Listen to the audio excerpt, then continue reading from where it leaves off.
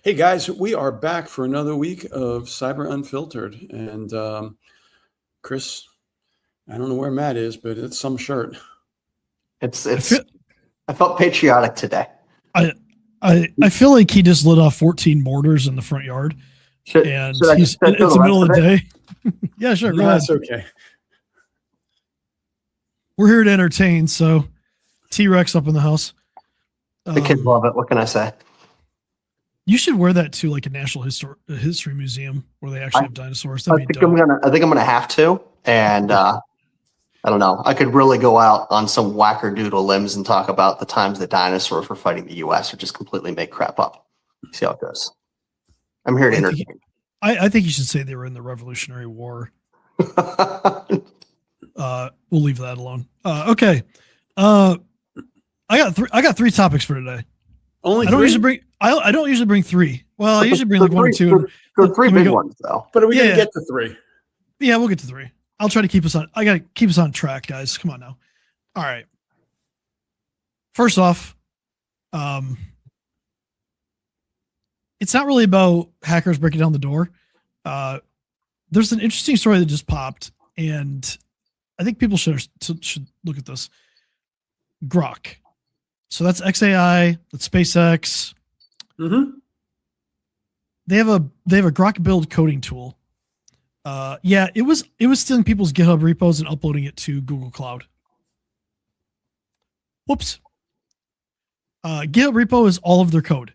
So it was stealing their code. It apparently was stealing API keys, database passwords.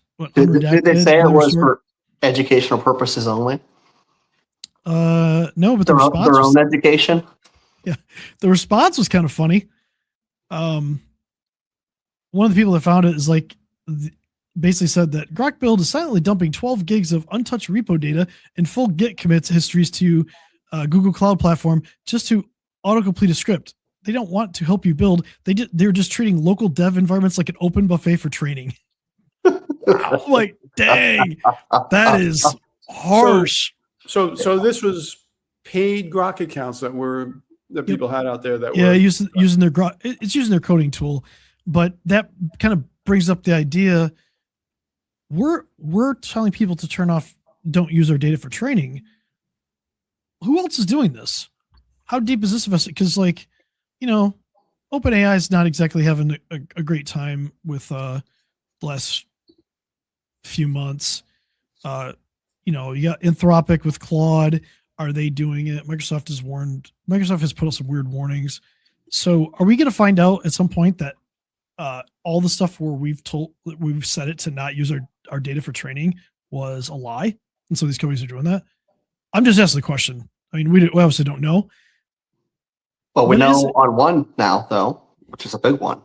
Yeah, it is an interesting thing.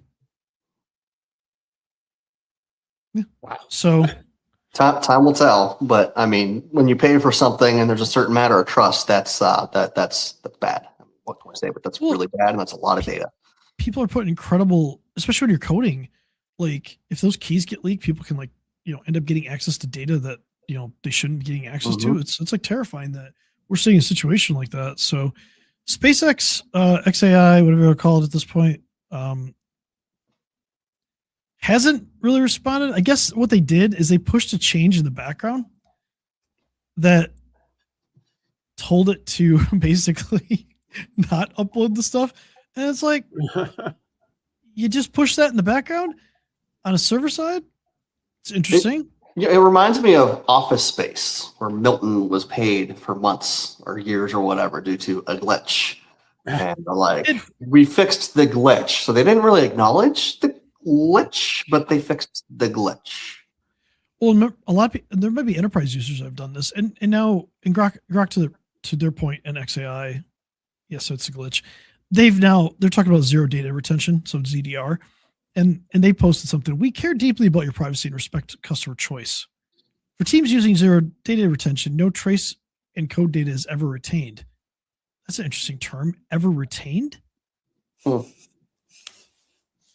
Accessed but not retained. Yeah. If ZDR is disabled, the /privacy command is available in the CLI to disable data retention, which also deletes previous sync data. Why are you syncing their data to begin with? And I think that's what did that flag that became true to false exist? Yep.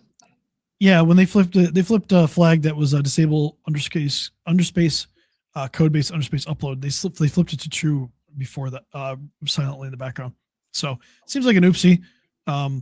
I don't think the default should be uploading code. I think that's a little silly. I'm sure people are, gonna revolt a little bit about this. But get your pitchforks. Here we go. Yeah, I mean, it's kind of stealing. It's absolutely that's what people kind of feel like. So again, Matt, like when trading opt out is on, we expect it to be on, right? Absolutely, especially if I'm paying for it. And that's one reason you pay for these instead of using free things and smaller free things. So I wonder what do you think the fallout will be from this? Because I don't know who uses GrokBuild, but I'm sure some enterprises do, which means enterprise secrets could be leaked, could be well, here's the question. I'm not sure what the pricing model is or where it is on Grok right now, but you might get enterprise developers that have just paid for it themselves and it's sitting out there. So you got the shadow IT guys that has just dropped the code base. That's a good point. Know your service providers, people. Know who you're using.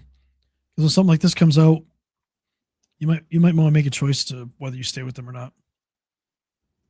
And we'll see what the fallout is. This is probably going to be some lost deals. I'm sure lawsuits are going to, be pending. It'll be a fun one to follow. Yeah, it's interesting. It's an interesting story. I don't know. That's not the type of story you want on your company as you're trying to expand your AI, and that's part of your valuation, things like that too. So, yeah, loss of trust is a big one in that world. Yeah, there's not many options. No, but there's more than one. So, next, we'll leave that alone. Next story. There's a company in Germany, and this is a sad one. They're a textile finishing company called Zigo. They had 60 employees. Can you say the whole thing for me? I can't say the whole thing. There's a long name to this, and it's Zigo. They had 60 employees. They do embroidery, sewing, and printing for workwear brands. They had a cyber attack in March. It was so bad it froze their production for 6 weeks, and it was more than the company could absorb. And now they're filing for insolvency, which is their version of like Chapter 11 bankruptcy, from my understanding. I could be wrong on that, but that's what it sounds like. It says it hopes to keep running while administrators restructure, but the filing itself is real. This is not even 4 months later. They're out of business, right? They may survive because of restructure and stuff like that, but like, this is a cautionary tale. We keep talking about this. It's a small manufacturer. I mean, 60 people is a lot, but like, let's be real, that's a small in the manufacturing world. So, Bob, what do you think? What do you think the number of days that a manufacturer could be down before it's an existential risk to the business? It's not many days, that's for sure, because all these manufacturers now are really implementing just-in-time supplying, and we saw it with Jaguar that the upstream effect of people getting hurt. So I would say it's a matter of not maybe 1, maybe 2 days tops, because all these suppliers are manufacturing just in time, and they got commitments to fill too. Specifically in auto, if they can't deliver a part in a certain time frame, there are huge penalties to it, because if they shut a line down, there are massive penalties in that. Then the question, you shut a line down, how long does it take to restart that line? Right. Well, that's where the penalties come in, right? I know somebody specifically that they took a line for one of the big three here down for 15 minutes, and the penalty was $500,000. My goodness. I imagine that cascades too, because if one thing's not getting supplied, the line's down, other suppliers aren't getting the same amount of orders. This spider webs, I would imagine. But that's also why a lot of industries are pushing out cyber requirements for their partners, right? Mhm. So when you're tier 1 and you go to tier 2, tier 3 in the auto industry, they're pushing down more and more cyber security requirements and just cyber resilience requirements for their partners, because like if I'm making a part for GM and I have 3 other companies that I need to get whatever from to make this, like let's say it's a seat or whatever, and I have like 3 other suppliers that are supplying me stuff, they have to keep supplying me stuff. Like to your point, Matt, if they don't, I can't make my seat. I can't deliver my seat. Oops.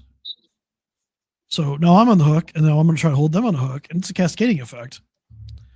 And that's just manufacturing. But yeah, 60 people. Hopefully this ends up in a more positive situation, and hopefully they learn from it. Mhm. And I mean, historically, manufacturing, from my perspective, from my history, not exactly on top of things from a cyber perspective. They don't care. Some do, a lot Tends don't. to be slow moving with some older machines, Mhm. and Yeah. things are moving faster. I mean, I also want to say it, things are moving faster, and Yeah. that industry doesn't always move fast. And Bob kind of gave us a little peek at the final one.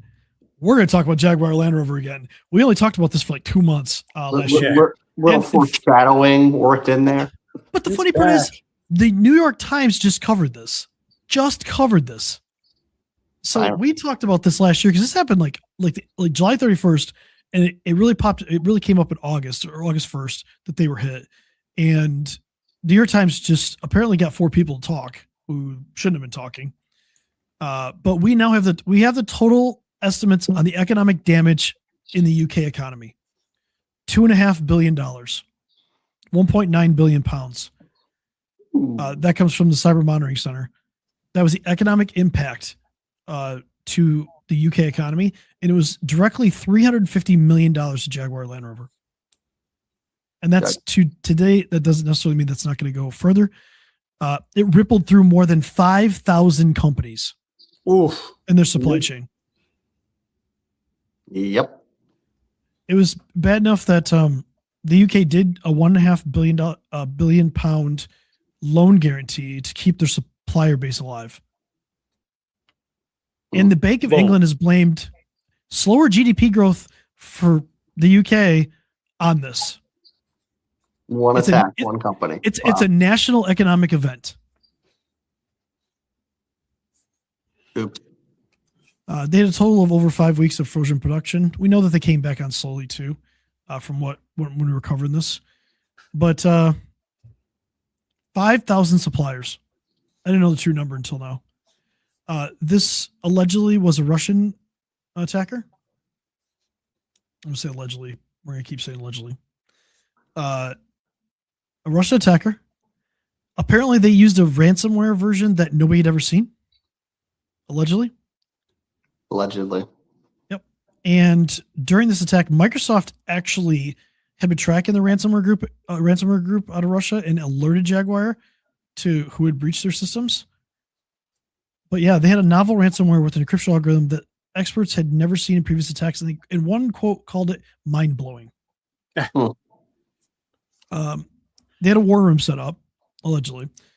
And there were cybersecurity investigators, private sector experts. So that included Britain's National Crime Agency, the National Cybersecurity Center, as well as Palo Alto Networks and Google's Mandiant Group, and the FBI. Some seriously big players. They were racing to contain the malware. Yep. This was, this is obviously a targeted attack. Russia obviously saying that they had nothing to do with it. But there's a lot of groups that we know there's a lot of groups in Russia and stuff like that. So yeah. But yeah, it became a national economic problem. So Matt, how crazy is it that one company caused the GDP for an entire country to slow down? And what does that say just about how fragile the just-in-time delivery model in manufacturing really is? Well, it's incredible. And we've kind of seen that happen in the US before, but not for the same reason. You know, when the big three were really suffering and there were some bailouts, and I don't want to go to the politics of it, but when you've got something that big that an economy relies on, I don't think we've ever seen one being a technological cause like this that actually shifts, you know, such a major thing. I mean, we started learning about GDP in what, fourth, fifth grade? You know, it's kind of this company rating, really big thing. So for malware to basically be so targeted and so sophisticated and them to not have a backup plan to cause that, it's insane. But to the bigger part of your question, the just-in-time manufacturing, you know, financially, it always makes sense, because why do you want to hold on to more, you know, more materials than you need, more manufactured stock than you need? Yeah. But also that makes you more susceptible. So I think you talked months ago, almost a year ago, about, is this going to shift things? Is it going to shift practices? And I'm really curious to see how that plays out because of it. Well, I want to add to that, though, with the global supply chain, the way that we work. And I know there's a lot of people out there that hate the global supply chain, but the reality is that's what it is. And it's not just a cyber event that can cause this, a weather event. Yeah, it could be anything. You know, I was thinking, Yeah, I was thinking right. storms, or even lack of rain for crops. An earthquake, a typhoon, like anything in Southeast Asia, especially for like chips or like source material. Let's say you're manufacturing outside of there, like that could cause complete chaos. So I'm with you on that. Like, I don't think the just-in-time thing has been solved. I think it's a great theory, but there's so many things that can affect the supply chain now. I'm not sure it's the right answer. But I'm also not an economist, and I don't play one on TV. So and this is for educational and actually, instead of for entertainment purposes only. We'll go with that. But for the small suppliers in JLR's supply chain, they did nothing wrong, right? This wasn't on them. What could they have possibly done to not go down with the ship? Bob, what do you think about that? The only thing they could have done is having a diversified client base. You know, not selling direct, not relying 100% of their revenue on Jaguar. It's the only thing they could have done. Are you when you're talking to, let's stick on the manufacturing base here because this is good. When you're talking to manufacturers today, are they showing you that they're worried about that? No, it's never come. It hasn't come up on a couple of the manufacturers I talked to. So my world has, but it's not because of cybersecurity. It's all because they don't trust the auto industry. they because the auto industry is so fragile that they don't trust that that's the thing they should keep relying on for all of the revenue. I actually met a company once. Interesting. That was doing 98% of their business with GM. And yet they didn't care about cybersecurity. They didn't care about updating their systems or anything like that. And I'm like, what would happen if GM just fired you? This is a $25 million company. And they were like, they can't fire me. We'd be dead. Yeah, that's kind of like what he said. I'm like, well, no, they can fire you tomorrow because they can just go find somebody else. 98% of his work, the money coming into that company was from GM. Insane. That's nothing plus. No, and these poor GL, you know, these JLR supply chain. I mean, it's probably the same thing, but you got to talk about business continuity planning. So, like, how much cash do you have? How long can you run without your major customer? If you have customer concentration, how long can you run without them? Well, and also with skilled staff, you know, I mean, this is skilled labor, which is not always easy to work into your production timelines. Let's say you have to let some go or furlough some and hope they come back. It's kind of rebuilding once you ramp up again. That's significant. So let's add one more piece to this. Let's cover NIST for a second. Let's talk about the recovery function. And that talks a little bit about business continuity planning. But here's the question. Is it more important to focus on how fast can we get back up or is it more important to focus on how do we keep them out? That's a hard one. in the recovery world, it would play how fast can we come back up, but where do you spend your money? It's all together. We have to do both. They have to do both. And, if you can keep them out, you never have to worry about recovery, but that's not realistic in this market. But if you're sitting across the table from somebody and they have a limited budget, which one did they focus on? I might get reprimanded here, but I would argue recovery first, if that's all that's in the budget, and then work towards keeping out. Because if you don't have recovery in place, you don't have a company to recover. That's a good point. Also, what is the probability that you're going to be hit? Yes. Just yes. Are there simple things that we can do to reduce that probability of an attack while we focus the money on how do you recover? Absolutely. Yeah. So I tend to agree with you there. I mean, we know that not everybody has unlimited budgets. Very few companies have unlimited budgets. So we have to play within the parameters that we're given, right? So we covered a lot. We covered Grok allegedly stealing data. Not great. GrokBuild, not Grok that you're using on your phone that's unhinged sometimes and will tell you random things, but and create pictures that shouldn't. But it's a big question for the AI industry. Like this is like a violation of trust that, hey, you know what? It's probably going to bring more scrutiny towards that industry. Zego, hopefully they recover. It's a small company. This can happen anywhere. Jaguar Land Rover, the story that won't die. I still can't believe that New York Times just covered this. It's almost a year later. I think they covered it at the end of what was the article date I saw? End of June, maybe. I'll find it. I think it was it was the end of June. It was 11 months post attack. You're saying they didn't cover anything about Jaguar until then? Well, they released an expose basically from 4 people talking about it. It was they 11 months after it happened. They like acknowledged it happened, but they didn't really. There wasn't much info there, right? But this is a story that not very many people have talked about. We talked about a lot, but like I have not seen that outside of like Europe. I have not seen that story covered much here because people just. I don't know if it's not like it's not a sexy news story, which is probably what it really is. It's just it. I don't know if people don't believe it can happen here. I'm not sure why these things don't get talked about, because this is such an easy one to translate, especially to the Midwest where I'm at, where auto rules the day. If this happened to like one of the big 3 here, the cascading effect would be catastrophic to the region. Absolutely. And it'd probably be more than 5,000 companies. I don't even know how many companies it would be at that point. And it would affect Canada, because a lot of the big 3 still do a lot. Well, even though the tariffs have kind of hurt that and caused some issues there, but Canada's still a big player in this. So it would hurt 2 countries. How would it affect our GDP? Probably not. Would it affect Canada's GDP? Absolutely. Absolutely. So It could, though. I'd argue that if there's some other factors going on and some other instability, possibly that could be.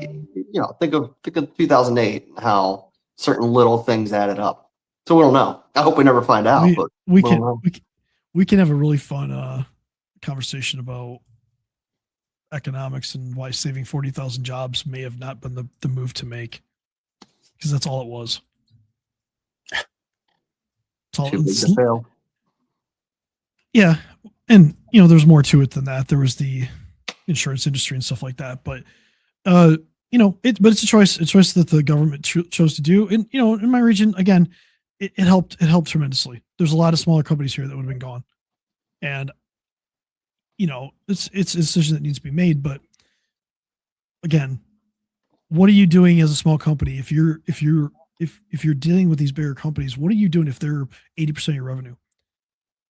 You got to diversify. You got to diversify. You got to find another vertical to be in, or other customer base, something like that.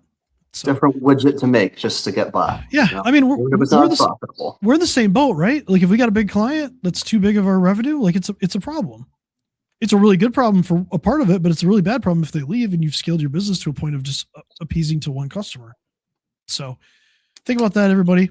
Thank you for joining us. If you have any topic that you want us to talk about, let us know. If you hate Matt's shirt, you love Matt's shirt, let us know. If you want Matt to get a bandana to go along with that and ride a Harley, let us know. This is very important things that we need to know. I've got my license. Bring it on. I've been on a bike for a decade. That'd be pretty funny to try. You know, get my injury on video. I was gonna say you two are the most injury prone people I've ever met in my life. Maybe this is not a good idea. Although I'll leave you with this. I saw a scooter that had big tires on it that could go 90 miles an hour. That's terrifying. Why would you ever do that? Stand up scooter. Yeah. So risk management practices 101, people. Do not get a scooter that can go 90 miles an hour. It's probably not going to end well for you. Thank you for joining us, and we will see you next week.